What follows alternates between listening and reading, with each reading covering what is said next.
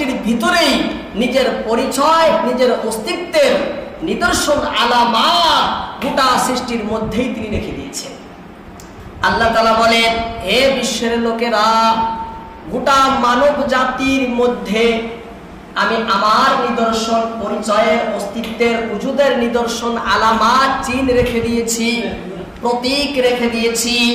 আল্লাহ তাআলা পবিত্র কুরআন সূরা যারিয়াতের মধ্যে বলেন, ওয়া ফিল আরদি আয়াতুল লিল মুকিনিন ওয়া ফি আনফুসিকুম আফালা তুবসিরুন। আল্লাহ তাআলা বলেন, সুনিশ্চিত বিশ্বাসীদের জন্য জমিনে অনেক নিদর্শন রয়েছে। যারা আল্লাহকে বিশ্বাস করে, ইয়াকিন করে নেওয়ালা, নিঃসন্দেহে ইয়াকিন করে নেওয়ালাদের জন্য আয়াত, আল্লাহকে চিনার, আল্লাহর অস্তিত্বের নিদর্শন রয়েছে। লিল মুকিনিন, ইয়াকিন করে নেওয়ালাদের জন্য। ওয়া ফি আনফুসিকুম, এবং তোমাদের নিজ সত্তার মধ্যেও রয়েছে অনেক নিদর্শন। আল্লাহর পরিচয় পাওয়ার জন্য আল্লাহর অস্তিত্বের নিদর্শন রয়েছে।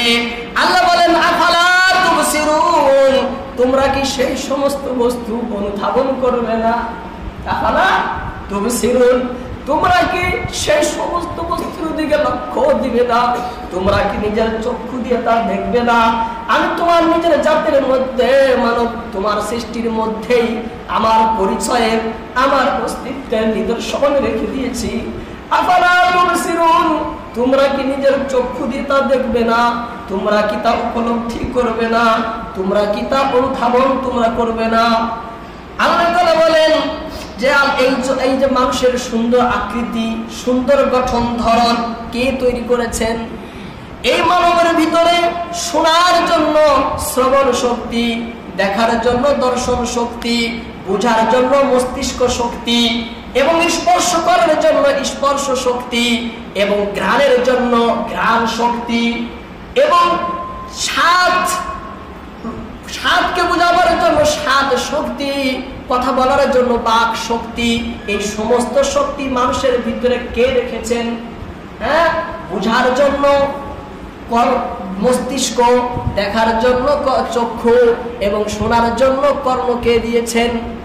এই গোটা মানবের ভিতরে আল্লাহ তাআলা শিশুর জন্য মাতৃস্থনে দুধের স্রোতধারা কে প্রবাহিত করেন?